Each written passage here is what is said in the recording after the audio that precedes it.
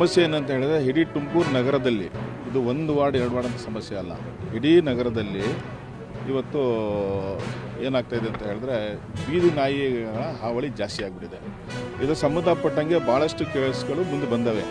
ಎಷ್ಟೋ ಮಕ್ಕಳಿಗೆ ನಾಯಿ ಕಚ್ಚಿದೆ ಅಂತ ಹೇಳಿ ಜಿಲ್ಲಾ ಆಸ್ಪತ್ರೆಯಲ್ಲಿ ತಗೊಂಬಂದು ನೋಂದಣಿ ಮಾಡಿಸಿರೋದಾಗಲಿ, ಚಿಕಿತ್ಸೆ ಪಡೆಯೋದಾಗಲಿ, ಇದರ ಸಂಬಂಧಪಟ್ಟಂಗೆ ಮಾಧ್ಯಮದಲ್ಲಿ ಸಹ ಸುದ್ದಿಗೋಷ್ಠಿ ಮಾಡಿ ಆಗಲಿ ಅಥವಾ ಹೋರಾಟ ಮಾಡಿ ಸಹ ಇದೆಲ್ಲ ಇದು ಮಾಡಿದಾಗ ಅದ್ರ ಬಗ್ಗೆ ಅಧಿಕಾರಿಗಳು ಸ್ವಲ್ಪ ನಿರ್ಲಕ್ಷ್ಯವನ್ನು ತೋರಿಸ್ತಾ ಇದ್ದಾರೆ ಅಂತೇಳಿ ಅದು ಕಾಣ್ತಾ ಇದೆ.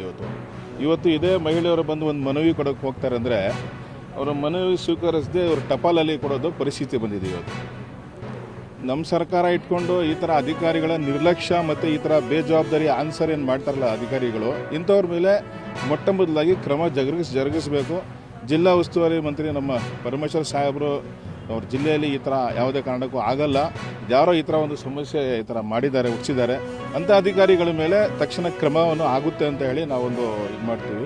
ಎರಡನೇದು ಏನಂದರೆ ಈ ನಾಯಿಗಳು ಏನು ಸಮಸ್ಯೆ ಇದೆ, ಸುಪ್ರೀಂ ಕೋರ್ಟ್ ಆದೇಶ ಏನಿದೆ ಆದೇಶದ ಪ್ರಕಾರ ನೀವು ಅದನ್ನು ಜಾರಿಗೆ ತಗೊಂಬೋದು.